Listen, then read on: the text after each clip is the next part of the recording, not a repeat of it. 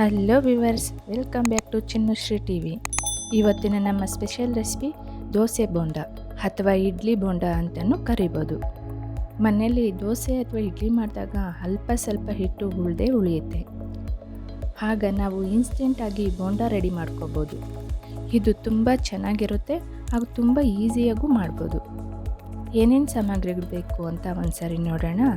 2 cup dosa ಹಿಟ್ಟು, 2 ಈರುಳ್ಳಿ cut ಮಾಡಿರೋದು, ಕೊತ್ತಂಬರಿ ಸೊಪ್ಪು 1 ಕಪ್ಪು, ಸಬ್ಸಿಗೆ ಸೊಪ್ಪು ಅರ್ಧ ಕಪ್ಪು, ಹಸಿ ಕೊಬ್ಬರಿ 1/4 ಕಪ್ಪು, ಹಸಿ ಮೆಣಸಿನ್ಕಾಯಿ 4, ಕರಿಬೇವು ಸ್ವಲ್ಪ, 1 ಇಂಚು ಶುಂಠಿ ಕಟ್ ಮಾಡಿರೋದು, ರುಚಿಗೆ ತಕ್ಕಷ್ಟು ಉಪ್ಪು, ಸ್ವಲ್ಪ ಸೋಡಾ.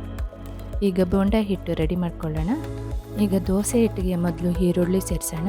ಅದರ ಜೊತೆಗೆ ಕೊತ್ತಂಬರಿ, ಸಬ್ಸಿಗೆ ಸೊಪ್ಪು, ಸಣ್ಣ ಕಟ್ ಮಾಡಿರೋಂಥ ಕೊಬ್ಬರಿ, ಹಸಿ ಮೆಣಸಿನ್ಕಾಯಿ ಸಣ್ಣದಾಗಿ ಕಟ್ ಮಾಡಿದ್ದೀನಿ, ಕಟ್ ಮಾಡಿರೋ ಅಂಥ ಕರಿಬೇವು, ಶುಂಠಿ ಸಣ್ಣ ಪೀಸು, ಸ್ವಲ್ಪ ಸೋಡಾ, ರುಚಿಗೆ ತಕ್ಕಷ್ಟು ಉಪ್ಪು.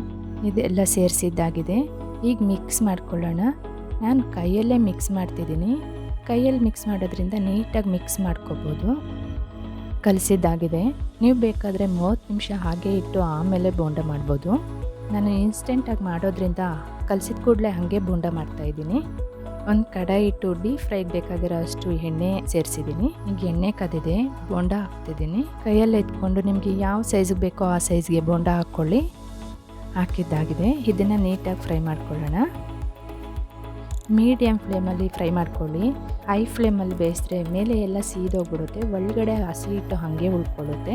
ಮೀಡಿಯಮ್ ಫ್ಲೇಮಲ್ಲಿ ಟರ್ನ್ ಮಾಡ್ತಾ ಫ್ರೈ ಮಾಡೋದ್ರಿಂದ ಒಳಗಡೆ ನೀಟಾಗೂ ಬೇಯುತ್ತೆ ಹಾಗೂ ತಿನ್ನೋಕ್ಕೆ ಕ್ರಿಸ್ಪಿಯಾಗೂ ಇರುತ್ತೆ.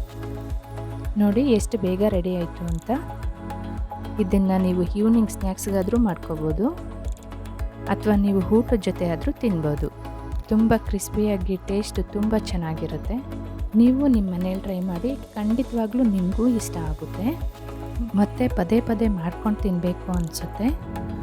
ನಿಮ್ಮ ಅನಿಸಿಕೆಗಳನ್ನು ಕಮೆಂಟ್ಸ್ ಮುಖಾಂತರ ತಿಳಿಸಿ. ನಿಮ್ಮ ಸ್ನೇಹಿತರಿಗೂ ಶೇರ್ ಮಾಡಿ. ನಮ್ಮ ಚಾನಲ್ಗೆ ಸಬ್ಸ್ಕ್ರೈಬ್ ಆಗಿಲ್ಲ ಅಂದರೆ ಸಬ್ಸ್ಕ್ರೈಬ್ ಆಗಿ, ಬೆಲ್ ಐಕಾನ್ ಒತ್ತೋದನ್ನು ಮರಿಬೇಡಿ. ಮತ್ತೊಂದು ವಿಡಿಯೋದೊಂದಿಗೆ ಭೇಟಿ ಆಗೋಣ. ಅಂಟಿಲ್ ದೆನ್, ಬೈ ಬಾಯ್.